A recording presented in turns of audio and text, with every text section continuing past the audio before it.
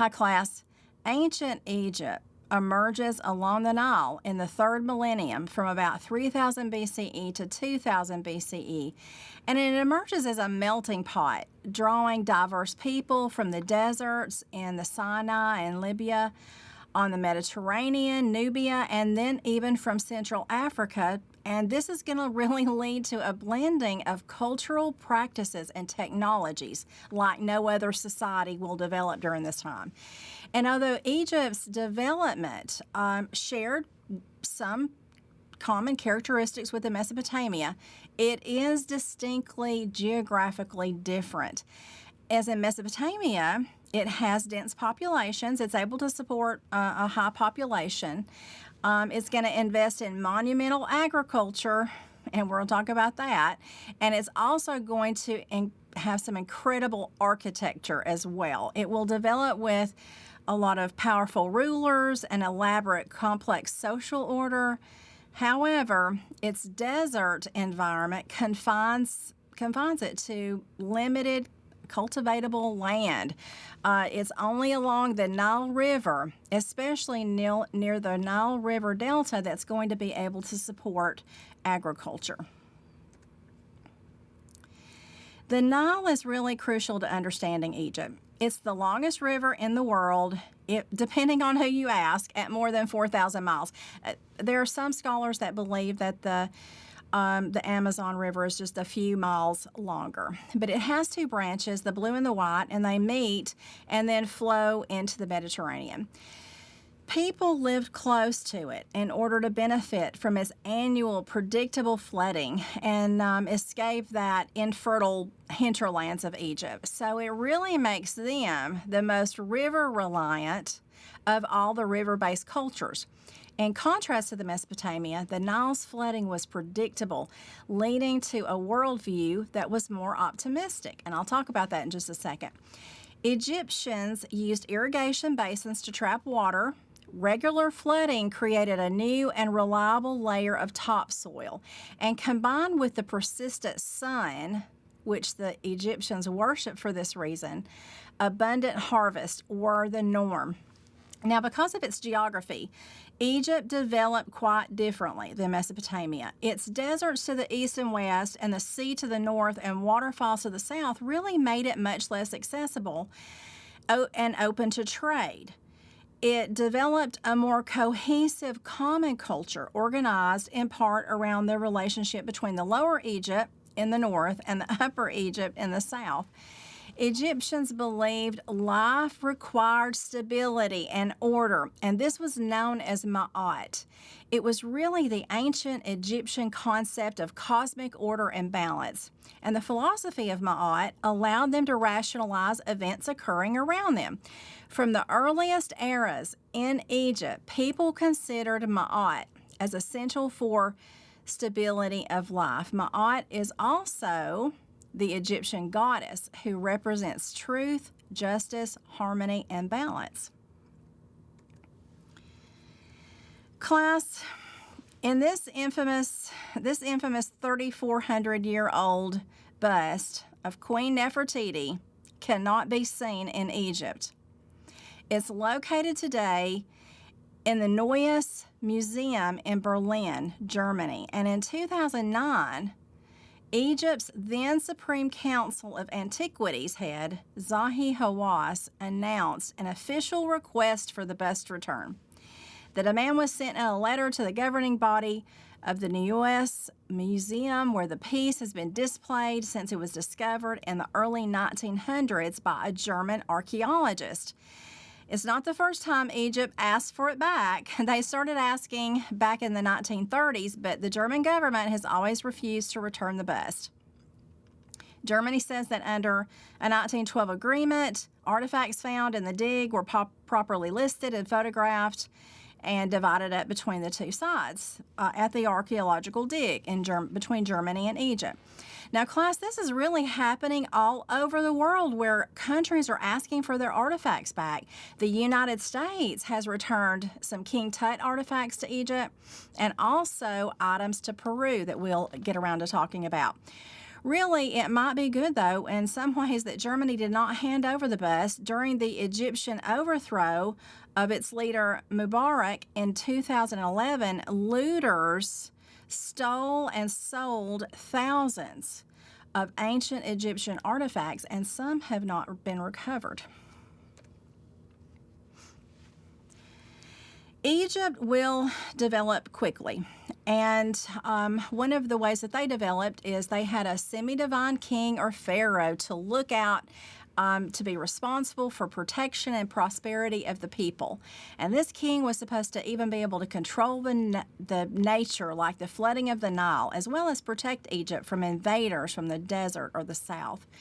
To support the pharaoh's rule and manage state economy, a large bureaucracy, organized labor, and public work. So it really developed into a complex society. 31 dynasties carried these original rulers down to the conquest of Egypt in the 4th century BCE. And these are arranged by scholars into an Old, Middle, and New Kingdom, with the end of each one marked with a breakdown of authority. And we'll talk about those. A polytheistic religion was important to this developing culture of Egypt, and there's this great chart in the textbook you can look at for the detailed breakdown of all of these kingdoms. But I want to take a minute and compare the civilization of Egypt with the civilization of Mesopotamia. Now, they definitely shared similar riverine environments. Egypt rose about 3000 BCE, and the Sumerians a little bit earlier. Egypt did not cluster in city-states like the urbanite Sumerians. Egypt had a more stable environment class living on the predictable Nile. Life on the Tigris and Euphrates, violent and unpredictable rivers, it was not as peaceful as the Nile. So Egypt did not have to control or irrigate the Nile to the same extent as the Sumerians. While Egypt tended to have a predictable food source, Mesopotamia somewhat were in constant struggle with not only with the environment, but with one another. And all in all, Egypt developed a positive worldview. They had Ma'at, or a stable universe. Remember, they had a pharaoh looking out for them. Death is an event not to be feared. It was a good event. And the Mesopotamia's universe was chaotic, where they had to deal with quarrelsome and troublesome gods. Remember Gilgamesh? Death means you might be hell-bound to a dark, dusty place where Egyptians felt like death was a positive thing. Between 2686 and 2613 BCE, the Old Kingdom is considered the golden age of ancient Egypt. In this period, the ruler was conceived as a god with divine powers, and to emphasize his power, rituals were performed on monumental architecture, such as festivals, which served to renew the king's vitality. King Djoser had festivals performed at his tomb complex, and a step pyramid and a precursor to the Great Pyramids built. These rituals emphasize the divinity of the king and the unity of the Egyptians beneath him. Imhotep was King Djoser's architect, among other titles, and his renovations led to the step pyramid, which class is better than a ziggurat. Pyramid building evolves over time, with each king or pharaoh wanting bigger and better. For example, King Khufu started the building project of the Great Gaza Pyramid Complex. The Pyramid of Khufu becomes the largest stone structure in the world, requiring huge amounts of well-organized and coerced labor. The capacity to build these reflects the power of Egypt's centralized authority and all of their surplus resources at this time. They needed enormous labor groups, class. In all, about 21,000 people worked on the pyramids, about 10 hours a day, 300 days per year for about 14 years. Now, typically the workers were peasants or farmers. They might be slaves or captured peoples, but remember, they were paid partially in beer. The Old Kingdom will collapse at the end of a 7-year drought, which prevents prevented the Nile from flooding. Remember Ma'at? Rulers must establish Ma'at, that which is good and right and stable, but in a life filled with chaos, the king or the pharaoh must go. Class, this is just an example of a stepped pyramid, one of the earliest pyramids. And this, class, is the pyramids of Gaza. The pyramid fields of Gaza lie on the western side of the Nile, just south of the modern city Cairo. The Old Kingdom pharaohs built their eternal resting places here, surrounded by smaller pyramids and tombs of their relatives. The largest pyramid, again, built by Khufu, is to the north and linked to the Nile by a causeway flanked by the famous Sphinx. So let's take a look at the Sphinx. And this is part of the Gaza pyramid complex. The Great Sphinx is one of the world's largest and oldest statues. But really, some of the basic facts about it are still subject to debate, such as exactly when it was built, by whom, and for what purpose. But it's pretty cool, isn't it? And I did want to give you this view of the Gaza pyramids. It's a contemporary view, as you can see, and we kind of think of pyramids as being isolated, but really, class, the city of Cairo just built right up next to them, basically on top of them. In the Egyptian worldview, gods, kings, and the rest of humanity inhabited the world. So there's three groups of people, or gods, kings, and the rest of humanity. Each region would have its own god, represented by a king during his lifetime. Some of these gods had broader appeal across regions, such as the god of Amun, associated with the city of Thebes. Over time, these gods evolved and often became symbolized by animal or human symbols. Examples of some of their gods are Horus, the hawk god, his father Osiris, god of regeneration in the underworld, his mother, Horus's mother, Isis, the ideal of sisterhood and motherhood. There was others like Hathor, god of childbirth and love, Ra, the sun god, Amun, the creator, the hidden god. And Ma'at is going to become a goddess, remember, and we know what that stands for, just stability and justice. And class, I would want to point out the worship of Isis is still practiced today in some small parts of the world.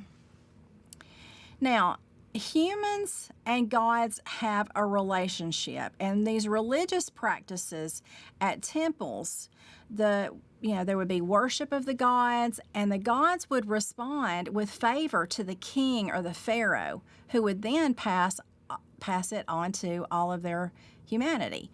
Priests served the crucial role within temples, controlling all the communication with the gods in elaborate rituals that required extensive training. Common people also practiced popular religions, which depended on the use of magic, amulets, omens, divination at the local shrines and also at home, but they were not allowed to enter the holy places. Only the priestly class could do that. And class, the priestly class will hold much power in society in Egypt. As in the Mesopotamia, a small portion of society becomes scribes, mostly those who worked in the court, the army, the priesthood, though some kings and royal families became literate.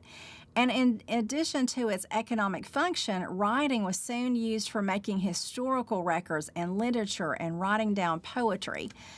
Training was extensive to become a scribe, and it began at a young age with the copying of texts and then literary works, and for the upper class, it was a sign of intellectual achievement. Listen to this. People were even buried with their textbooks, and I bet you guys would never want to do that. Their writing took two major forms. Hieroglyphs or hieroglyphics is going to be used in formal, royal, and divine writing or sacred carvings. But there's a demotic writing, a cursive type script that's more common for record keeping, letters, hymns, and poetry.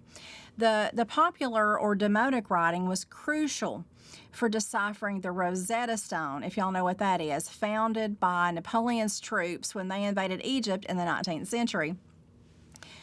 The prospect of Egyptian belief in life after death, like I mentioned, was a positive one. And it also promoted mummification. And what is mummification? It's an elaborate process for preserving bodies of prominent people after death.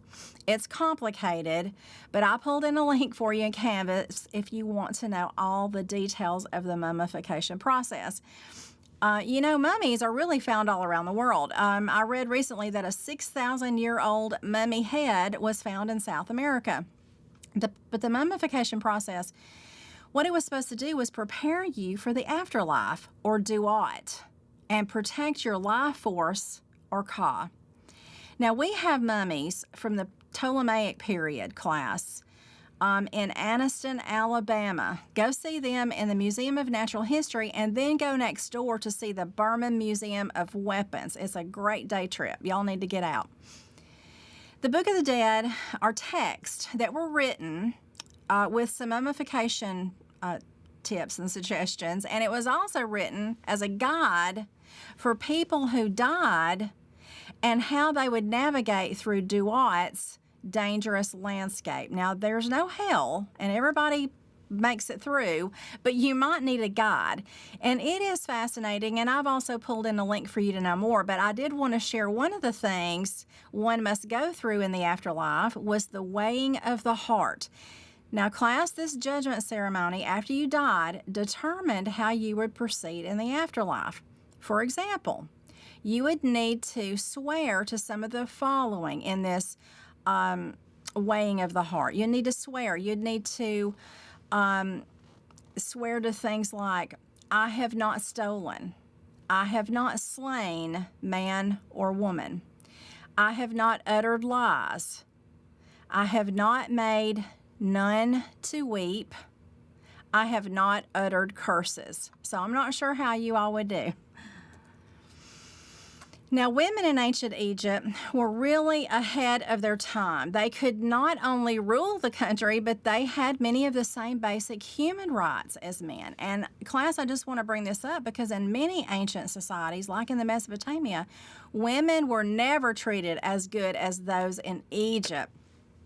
We'll talk later about a couple of women who actually rule Egypt. But a woman's role as a mother and wife still came first in Egyptian society, but there were professions that women could have. They could be weavers, they could make perfume and makeup, entertainers. They could also be beer brewers and bakers. And one really unusual career that caught my eye was that they could be a professional mourner. Egyptian women could have their own businesses, own and sell property, serve as witness in court cases. And unlike most women in the Mesopotamia, they were even permitted to be in the company of men that they were not related or married to. They could escape bad marriages by divorce. They could remarry. And women were entitled to 1/3 of the property of their husbands. The political and economic rights Egyptian women enjoyed made them the most liberated females of their time. Couples are shown with women's arms around their husbands, and most marriages appear to be monogamous. However, over time, the elite began to marry siblings. So sisters would marry their brothers, brothers would marry their sisters, and this is going to cause a lot of physical and mental problems in the ruling generations moving forward. I hope everyone is doing well. As usual, class, keep in touch.